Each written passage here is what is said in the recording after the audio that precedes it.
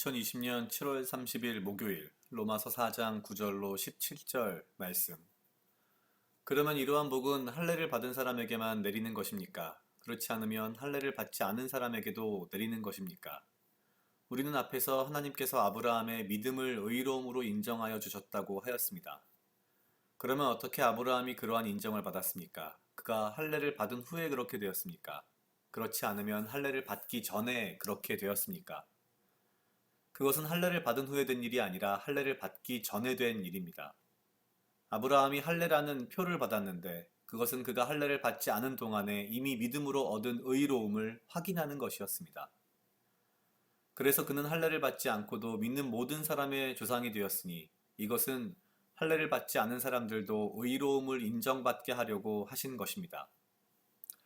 그는 또한 할례를 받은 사람의 조상이 되기도 하였습니다. 다시 말하면 할례만을 받은 것이 아니라 우리 조상 아브라함이 할례를 받기 전에 가졌던 믿음의 발자취를 따라가기까지 한 사람들의 조상이 되었습니다. 아브라함이나 그 자손에게 주신 하나님의 약속, 곧 그들이 세상을 물려받을 상속자가 되리라는 것은 율법으로 된 것이 아니라 믿음으로 얻은 의로 된 것입니다. 율법으로 사는 사람들이 상속자가 된다면 믿음은 무의미한 것이 되고 약속은 소용없는 것이 됩니다. 율법은 진노를 자아냅니다. 율법이 없는 곳에는 범법도 없습니다. 이런 까닭에 이 약속은 믿음에 근거한 것입니다. 그것은 하나님께서 이 약속을 은혜로 주시려는 것이며 이 약속을 그 모든 자손에게도 곧 율법으로 사는 사람들에게만이 아니라 아브라함이 지닌 믿음으로 사는 사람들에게도 보장하시려는 것입니다. 아브라함은 우리 모두의 조상입니다.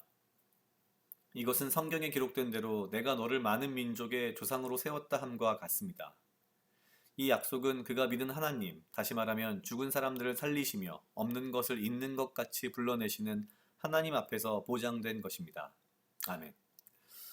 오늘 로마서 4장 9절로 17절 말씀은 표준세 번역으로 한번 이렇게 보았습니다. 평소에 보는 개역개정으로 보면 이렇게 잘 이해가 안 될 만한 표현들이 있어서 가장 확실하고 쉽게 표현된 표준세 번역으로 보았습니다. 사도 바울은 지속적으로 같은 이야기를 반복하고 있고 오늘 본문에 이르러서는 그가 왜 이 편지를 쓰고 있는지 명확하게 그 목적을 드러내고 있다라고 생각됩니다. 사도 바울은 할례를 받은 유대인만이 믿음을 통해 구원받는 것이 아니라 할례라든지 율법과 관계없이 오직 믿음으로 구원을 받는다라는 이야기를 하기 위해서 나름의 정통성을 확립하고자 아브라함의 이야기로 계속해서 이야기를 끌어갑니다. 사도 바울이 지적하는 핵심은 아브라함이 할례를 받아서 믿음의 조상이 된 것이 아니라 할례를 받기 이전에 이미 믿음으로 의롭다함을 얻었다라는 것에 대해서 주목을 합니다. 그렇기 때문에 결국 아브라함은 유대인들의 조상이기도 하지만 동시에 유대인이 아니지만 믿음으로 의로움을 얻을 비유대인들의 믿음의 조상이기도 하다라는 이야기를 하고 있습니다. 궁극적으로 율법에 의한 것이 아니라 할례에 의한 것이 아니라 믿음이 우리를 의롭게 하고 믿음을 통해서 구원받을 수 있다. 오직 믿음을 통해서만 구원받을 수 있다. 이 이야기를 오늘 하고 있습니다. 참 로마서를 읽어보면 사도 바울이 얼마나 이 논리정연하게 이 이야기를 풀어가는지 볼 수 있습니다. 가끔 보면은 참 뭐랄까요? 어떤 이 성경 신학적인 느낌이 굉장히 강한데 어쩌면 그래서 로마서가 굉장히 중요한 서신서가 아닌가라는 생각도 합니다.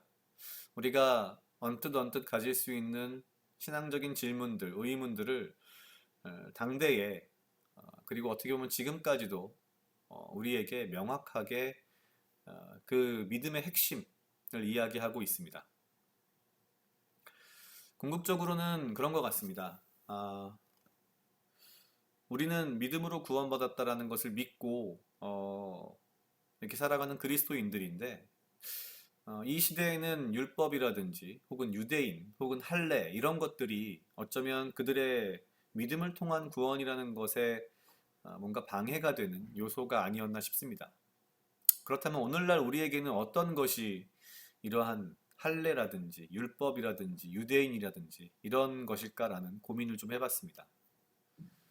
우리가 교회를 다니면서 혹은 신앙인으로서 살면서 우리도 모르게 우리가 정해놓은 율법 혹은 우리가 정해놓은 할례, 우리가 정해놓은 어떤 그러한 유전이라고 하죠. 우리끼리 만들어 놓은 하나의 관습, 이런 것들에 얽매여서 믿음보다는 무언가 다른 것들을 자꾸 이야기하고 혹은 요구하고 그런 것들이 보이냐 보이지 않느냐를 가지고 서로 판단하는 그런 모습들이 있지 않나라는 생각이 듭니다.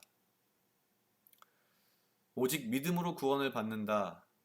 그런데 그 믿음이라고 하는 것이 간단치 않다는 것, 그리고 그 믿음이라는 것이 오히려 어떠한 유대인으로 태어났건 할례를 받았건 이런 것들보다도 훨씬 더 중요하다는 것. 오직 믿음만이 우리를 구원의 길로 인도할 수 있고 오직 믿음으로만 우리는 의로움을 얻을 수 있다라는 것이 참 감사하고, 오늘 말씀에서도 이것이 하나님께서 약속으로 은혜를 주시려는 은혜의 약속이라는 것이 너무나도 감사하고 참 크다, 내 삶에 굉장히 큰 은혜다라는 생각이 들었습니다.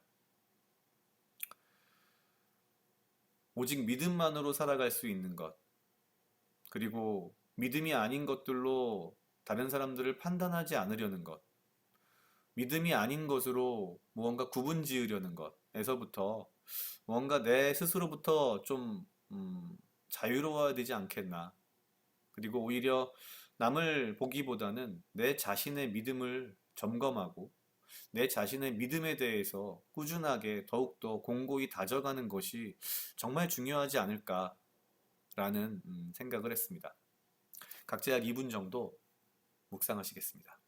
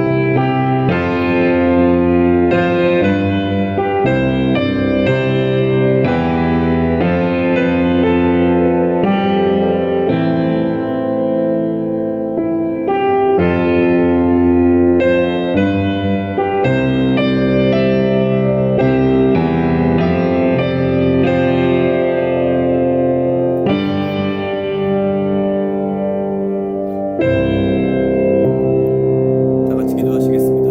하나님 아버지 감사합니다. 주여, 이 하루도 나와 동행하여 주시옵소서. 주님, 나로 하여금 사랑하게 하시옵소서. 아버지여, 나를 헤아려 하는 그 어떠한 무리들로부터 나를 지키고 보호하여 주시고 내가 오직 주님 주시는 지혜와 명철로 이 하루를 살아가며 나에게 필요한 건강과 육체적 강건함을 허락하여 주시옵소서. 주님, 오직 믿음으로 의롭다 하심을 내가 믿으며 이 은혜를 내가 감사히 받으며 내 자신의 믿음을 더욱더 굳건히 지키고 그 믿음을 공고히 쌓아갈 수 있도록 주여 인도하시옵소서.